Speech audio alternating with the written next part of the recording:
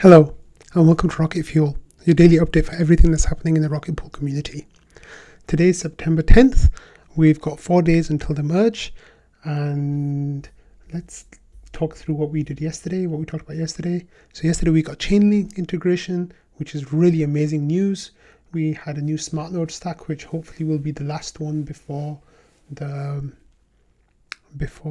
merge, but maybe there might be 1.6.4. More about that today. We had Rocket Pool token reaching number 81 on CoinGecko and a new all-time high on the ratio against ETH. We had the chat room, the new area on Discord where the conversation happened the day before. Rocket Pool doing really well in Twitter impressions. Joe explaining what why he's running Flashbot's relay on his node, and the comment about the discount getting much better on rETH on secondary markets. So let's get started with today's stuff. So today, first of all, I'm going to start with this meme that slip.eth made, which is a woman. She's saying, so you see, that's where the trouble began. And then there's a picture of me, and then that smile, that damn smile. So it's I think it's the first time a stranger has ever made a meme about me. A few friends have put me in memes before, which was always funny, but this is the first time that a stranger has ever done it, and I shared it with a few friends, and it really made me laugh. So thank you for that slip. That was really great, and my wife said she agrees that I do have that smile. So yeah, that really made me happy. So I thought I'd start with that today. Next we have it's down to serious business. So basically the other day, Dave wrote a post in governance about, changing the pDAO, and it led to a lot of discussion, a lot of debate, a lot of anger, a lot of frustration, a lot of resentment, and some maybe shoots of understanding or support maybe. But the one thing that happened very clearly was that the pDAO realized that they should work towards getting the guardianship reassigned, the guardian of the pDAO reassigned. So right now, the way it works is the funds for the pDAO go to wallet controlled by the team. And what the pDAO is asking for is that the wallet instead goes to the pDAO itself. Now, Wander here wrote a quick thought about why that is. Basically, one of the audits, it came up as an issue that could potentially be exploited in the future. Obviously, there was an ODAO hack in the past where the keys for 2 ODAO accounts were lost, and some RPL tokens, I think, were stolen. So basically, the idea is that this is an intermediary step. In the future, we'll figure out a better solution. But for now, maybe that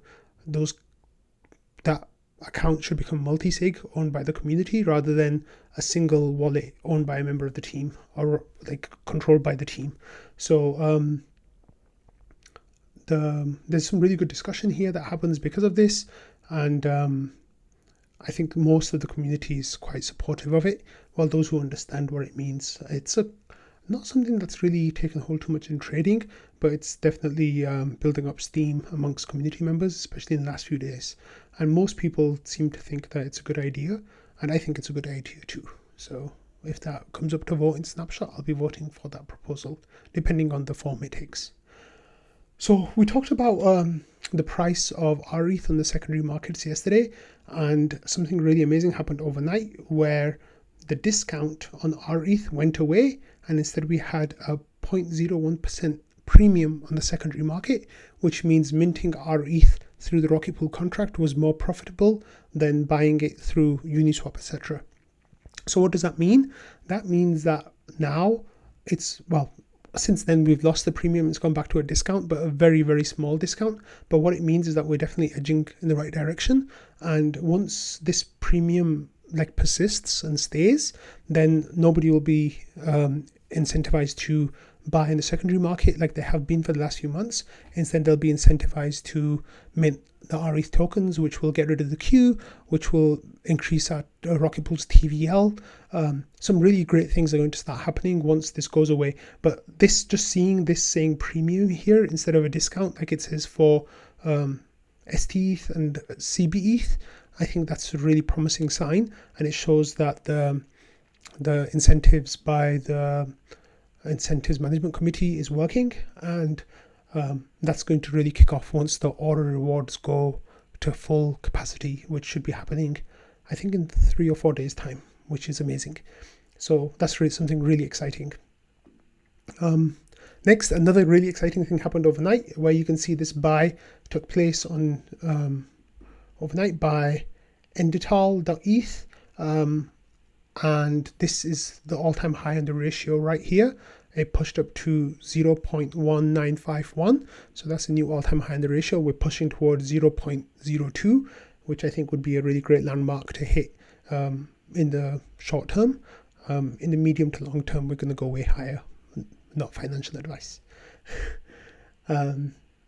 Next, we have this comment by Ken, who listened to Daily Gwei yesterday, and in that, Anthony Sassano said that he's using Rocket Pool nodes on testnet at the moment, trying to get more comfortable with it, and then he wants to spin up actual Rocket Pool nodes.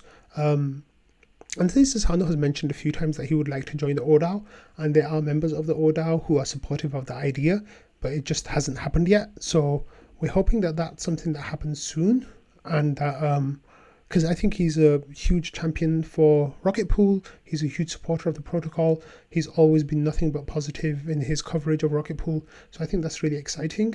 Sassano actually came into trading later and chatted a little bit about what he wants to do. So that's really great. But here it says, Sassano is going to become a node operator. He has a testnet running already. So it's nice that people in the wider Ethereum community are paying attention to what Rocket Pool is doing, and they're realizing just how great a staking solution it is, and they want to get involved with that.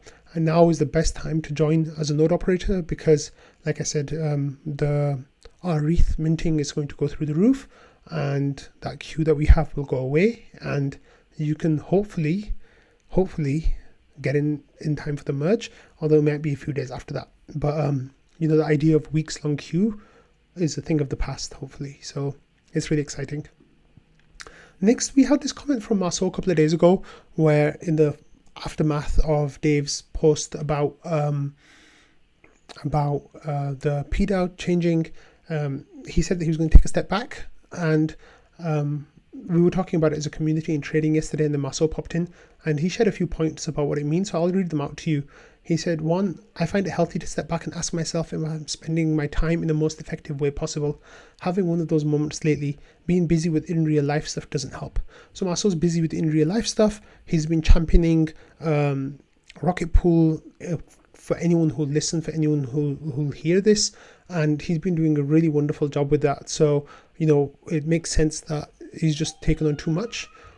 He says a little burned out after a couple of weeks. I had a lot of people chasing me down to talk to me. A lot of what I think is really meaningful work for Rocket Pool. It's a good thing, but a lot. So like I said in the first point, there's a lot of stuff in real life. There's a lot of stuff for Rocket Pool. It's amazing work. It's really useful work, but like he said, it's a lot. And then third, the pDAO proposal took the wind out of my sails, i.e. why am I pushing for co-incentive partnerships and pDAO ideas if our funding is going to get yanked? So this was one of those things where he kind of it hurt those people who are putting in so much of their free time, right, to try to make Rocket Pool better, and just to be just such a casual statement to be made that was quite devastating for a lot of people. I think really hurt people in the community, and it really showed in terms of other people making the similar kind of comments. I don't want to mention names, but it's a feeling that's quite common. And then fourth, he said, honestly, trading is getting a little bit toxic lately, and I think we need to work hard to keep our great culture. Worried about community quality degrading as we grow. So the community has grown a lot recently. The price pumps recently have really helped that. The hype around Rocket Pool has really helped that. And Wanda, a couple of days ago, he's the person who wrote the DAO post that I shared a few minutes ago. Wanda is right here. Wanda also said that he wants to take a step back for a couple of days from the community because he just needs some space, and he mentioned the word toxic as well. So people did ask, like, what examples do you have of toxic things? And there haven't been really any examples coming forward. A lot of people seem to be enjoying the community at the moment, like this comment from sorry, let me find it. So Double Mint Moon said, for a long time this channel was a hopeful group of diehards who were waiting on the product release. Now there are real stakes and money on the line. Of course it's going to get passionate here. We need a better way to stay organized as we grow. And then Lord Bogdanov said, new to this community but been in crypto since 2013, been in many discords, involved in many communities. Not the vibe I get at all when I got here. It's a very based community, very active, mix of shitposting, intellectual discourse, trading and charts. This place rocks. And like a lot of people have that sentiment. Obviously I've mentioned about how great this community is as well.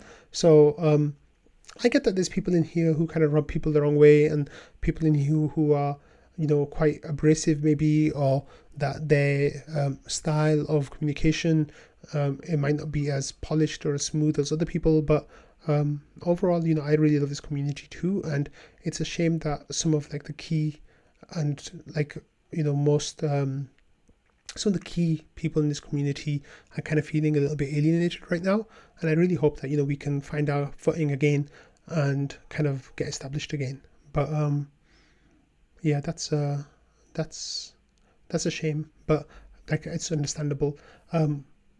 Just as I'm saying, Marceau wants to take a step back, but at the same time, what's happened is that he has basically been working behind the scenes just as much as ever. And this thing that he worked on was this article that came up in the Defiant.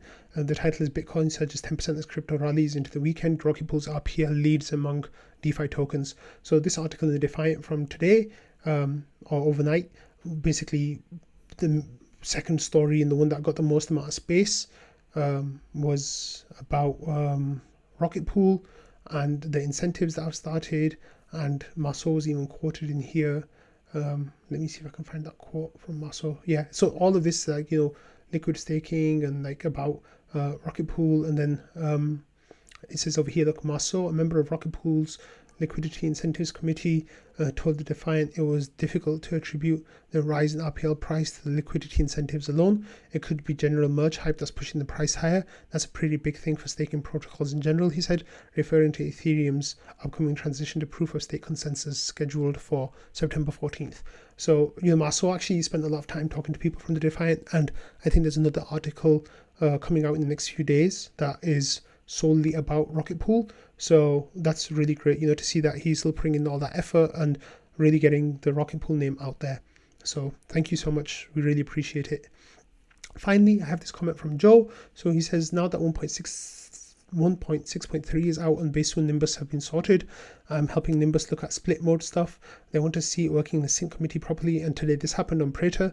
So he got a sync committee and then he said, we're doing some good analysis so far, it's working well, but Prater is being Prater, so it's kind of messy. So I want to get a comparison with a known good system, right?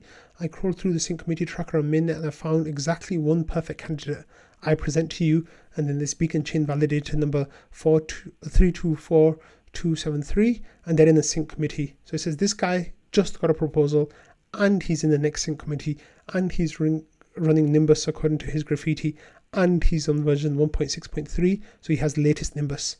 So then Joe says, so FuriousGeorge, whoever you are, you're my hero. A whack attack, give him a shout out today.